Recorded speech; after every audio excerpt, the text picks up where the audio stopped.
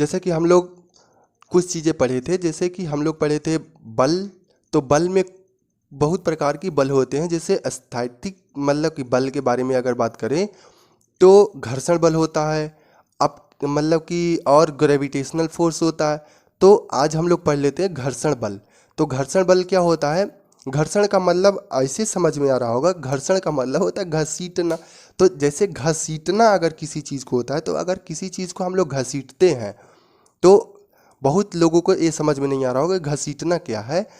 तो किसी वस्तु को अगर एक मतलब कोई वस्तु है, एक वस्तु यहाँ पर ऐसे रखी हुई है और उसके ऊपर दूसरी वस्तु को रख दिया जाए, और फिर उसको उसमें से एक वस्तु यहाँ पर ऐसे है और दूसरी वस्तु यहाँ पर ऐसे है, और इस वस्तु को मूवमेंट कराया जाए। जैसे इसको मोशन में अगर कर दिया जाए, इधर से 10 न्यूटन का फोर्स लगा दिया जाए, तो ये क्या होगा, यहाँ से मोशन करेगा। तो इस पे क्या होगा, खिसकेगा। तो इस पे जब रगड़ करेगा तो वो एक प्रकार का घर्षण बल उत्पन्न करेगा। तो यही होता है घर्षण। बस इसमें कुछ पढ़ना नहीं है, बस थोड़ी सी चीज़ें हैं, फालतू की चीज़ें, और यही एग्जाम में पूछ देता है तो फिर बहुत गड़बड़ हो जाता है। तो आज हम लोग को क्या पढ़ना है, घर्षण बल। घर्षण बल ये क्या होता है, फ्रिक्शनल फोर्स। फ्रिक्शनल फोर्स यही चीज़ें हैं। तो इसमें पढ़ना क्या है कि अगर किसी वस्तु पर दूसरी वस्तु को रख दिया जाए, घर्षण से मतलब ऐसे समझ में आ रहा हो, घर्षण से मतलब रगड़। ये तो रगड़ ही एक प्रकार का है, रगड़। ये रगड़ना क्या होता है कि किसी एक वस्तु पर दो वस्तुओं में से, यहाँ पर मैं ऐसे लिख दे रहा हूँ कि ऐसे तो मैंने बता दिया कि दो वस्तु है, अगर उसमें से एक वस्तु को अगर मोशन करा जाए इधर, तो घर्षण बल कार्य करेगा उसके विपरीत दिशा में। इतनी बातें समझ में आ गई होगी। तो मैं लिख दे रहा हूँ कि दो वस्तुओं में से अगर एक वस्तु को गति कराया जाए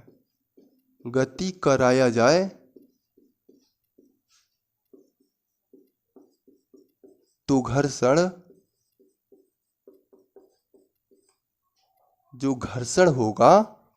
घर्षण होगा वह गति की विपरीत दिशा में होगा।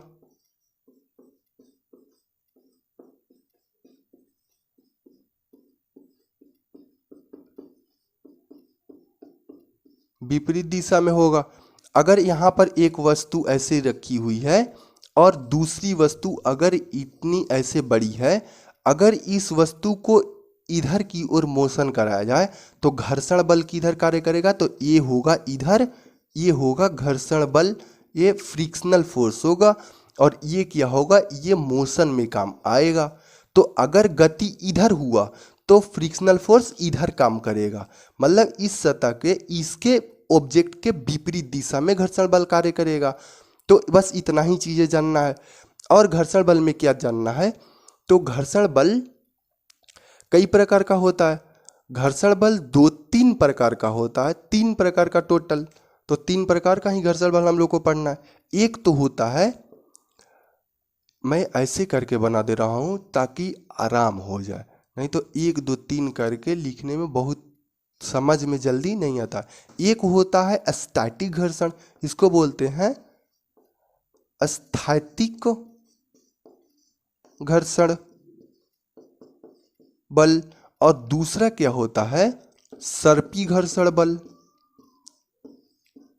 सर्पी घर्षण।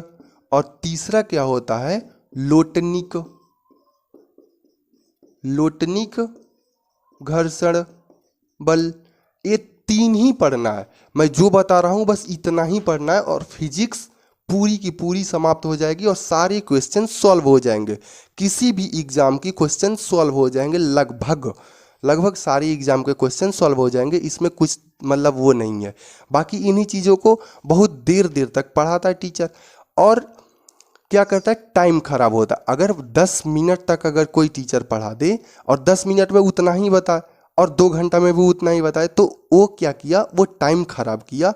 लेकिन यहाँ पर टाइम खराब बिल्कुल नहीं होता, एकदम से पढ़ना मतलब पढ़ना, बस कोई मजाक नहीं और फालतू की बातें एक भी नहीं। क्योंकि ये होता है, जैसे कि वीडियो में तो ये भी आता है कि पहले आए तो अपने कोचिंग के पहले बारे में बताया कि चैनल को ये कर लो, सब्सक्राइब कर लो, दुनिया भर की चीज़ें ये कर लो, वो कर लो, आए तो उसमें टाइम खराब। अरे पढ़ने के लिए अगर कोई मतलब कि यूट्यूब पे खोल दिया कि चैनल को, तो पढ़ने का मतलब कि शुरुआत ही अगर 20 सेकंड, 10 सेकंड, 1 मिनट तक आदमी देखता है या बच्चा देखता है कि 1 मिनट तक ये टीचर क्या कर रहा है, अगर 1 मिनट तक अगर कोई पढ़ाई या स्टार्ट नहीं, किसी किसी में तो 2-2, 3-3 मिनट तक ऐसे ही ऐसे रहता है एकदम से वेट करते करते कि यार अभी तो कोई या कुछ आ जाए, कुछ आ जाए, कुछ आता ही नहीं। 2-3 मिनट के बाद टीचर आए, फिर उसके बाद में इधर उधर करे, नमस्कार, सलाम, आदाब, सत श्री अकाल, हाँ, फालतू की चीज़ें, उससे कुछ होने वाला नहीं। पढ़ाना तो अच्छा से बता दो काम की चीज़ें, कि टाइम किसी का खराब ना हो। अपने तो कुछ है नहीं और दूसरे का टाइम खराब करो। 1 मिनट ही सही, दूसरे का 1 मिनट मतलब 60 सेकंड टाइम खराब हुआ। अच्छा, स्थैतिक घर्षण क्या होता है, तो इसमें क्या होता है, इसमें मोशन क्या होता है, इसमें मोशन जो होता है बिल्कुल नहीं होता है, एकदम से स्थिति में अपने बना रहेगा तो बना रहेगा। जैसे क्या होगा कि अगर कोई ऑब्जेक्ट है, जैसे इसको क्या होगा, अगर मैं इस बोर्ड को ऐसे धक्का दूं कितना भी जोर से, तो ये क्या होगा, इधर उधर नहीं हिलेगा। क्यों नहीं हिलेगा, इसको बहुत ज़्यादा फोर्स चाहिए, क्योंकि इसके बगल में क्या है, पीछे में दीवार है। तो जब ये दीवार है तो दीवार इसमें इतना घर्षण पैदा करेगा कि उतने घर्षण हम मतलब पैदा नहीं कर पा रहे हैं। अगर उतना ज़्यादा बल दे दिया जाए तो ये क्या होगा, दीवार का घर्षण खत्म हो जाएगा, फिर दीवार गिर जाएगा, फिर उसके बाद में ये मूव कर जाएगा। तो जब तक मूव ही ना करे तो स्थैतिक घर्षण होता है, उसमें मोशन बिल्कुल नहीं होता है, मतलब मोशन लगभग 0 होता है। उसके बाद में सर्पी घर्षण क्या होता है, तो इसमें मोशन क्या होता है, इसमें गति, जो इसमें गति होगा, गति जो होगा तो गति होगा सरक कर होगा। जैसे क्या होगा, ऐसे ना बोलता कि घसीटा गया, तो घसीटा गया का मतलब क्या, अगर कोई बच्चा ऐसे किसी गाड़ी को पकड़ ले और बाइक को ज़्यादा तेज चला दिया जाए तो क्या होगा, रगड़ खा जाएगा, तो वो क्या होगा, सरक के। ऐसे सांप जैसे चलता है, सांप चलता है या लोटनी चलता है, लोटनी तो अलग चीज़ है, सांप जो चलता है ऐसे पेट के बल, तो रेंग कर जो चलता है तो वो एक तरह से सरकता ही है। तो उसको क्या बोलता है, घसीटना। हम लोग तो भोजपुरी में घसीटना ही उसको बोलते हैं, बाकी चीज़ें जो है सो है। तो गति क्या होगा, सरक की। और लोटनिक में क्या होगा, तो लोटनिक में एकदम लुढ़क के गति होगा, लुढ़क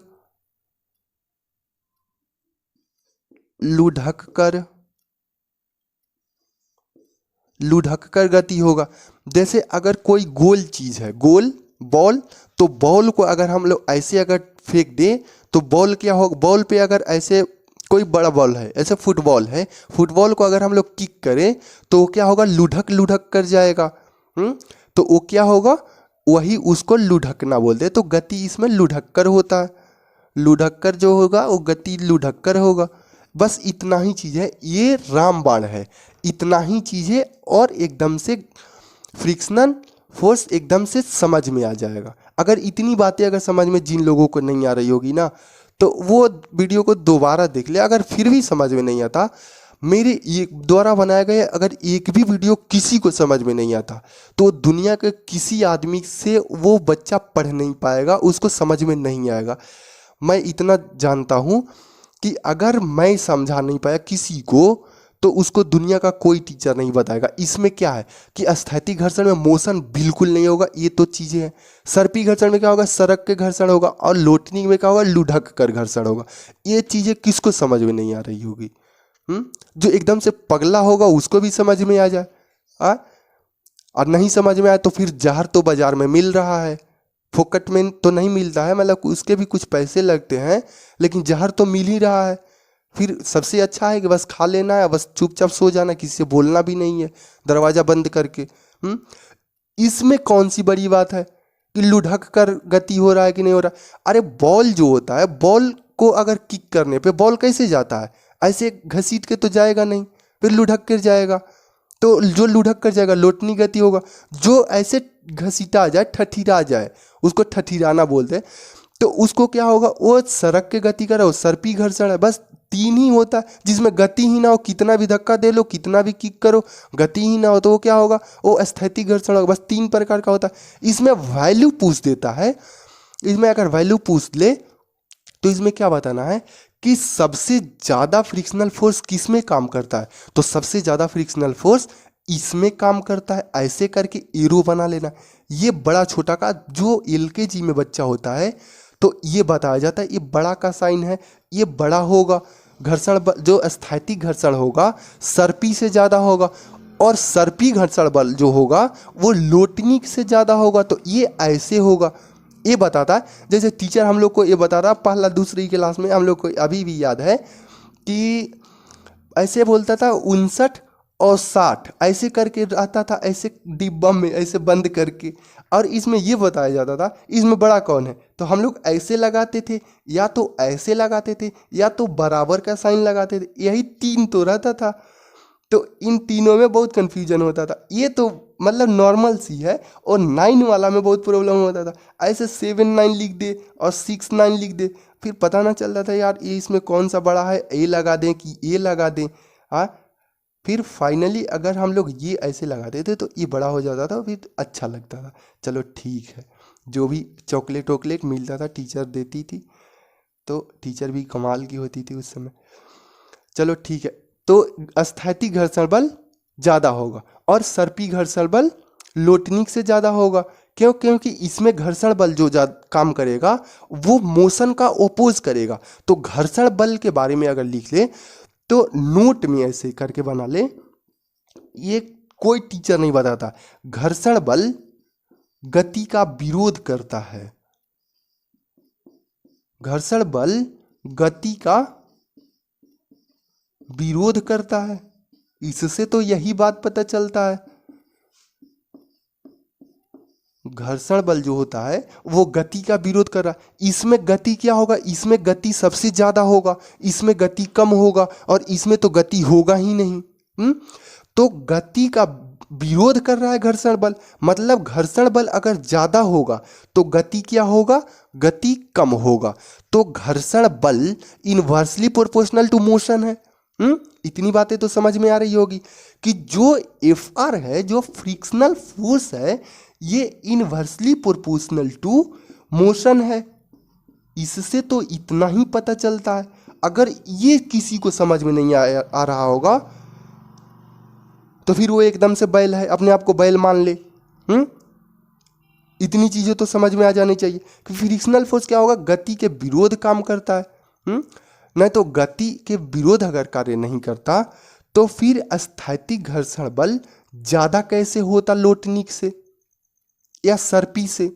इसमें तो गति बिल्कुल नहीं हो रहा है तो ये ज्यादा है। मतलब ये मोशन खत्म तो ये ज्यादा, अगर ये ज्यादा हो जाए तो ये जीरो हो जाए, अगर गति ज्यादा हो जाए तो ये घट जाएगा। तो ये चीजें समझ में आ गई, इतनी बातें। इसके बाद में और कुछ नहीं है। जैसे क्वेश्चन कुछ पूछ लेता है कि मनुष्य जब चलता है तो वो घर्षण के कारण ही चल पाता है। अगर किसी फर्श पे अगर तेल बिछा दिया जाए, अगर देखो कभी कभी फिल्म में ये दिखाया जाता है कि जो सास बहू का मतलब खेल होता है वो तो अलग की चीज़ है।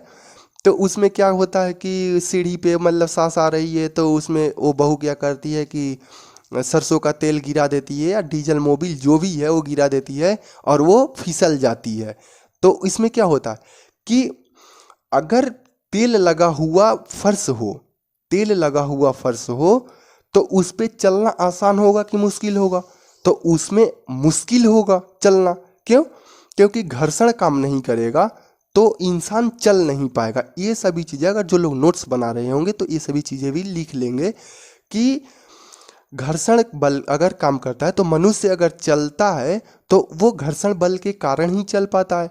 अगर तेल लगा दिया जाए फर्श पे तो चलना बहुत मुश्किल हो जाएगा, घर्षण बल काम नहीं करेगा तो पैर फिसल जाएगा। तो आदमी चल नहीं पाएगा।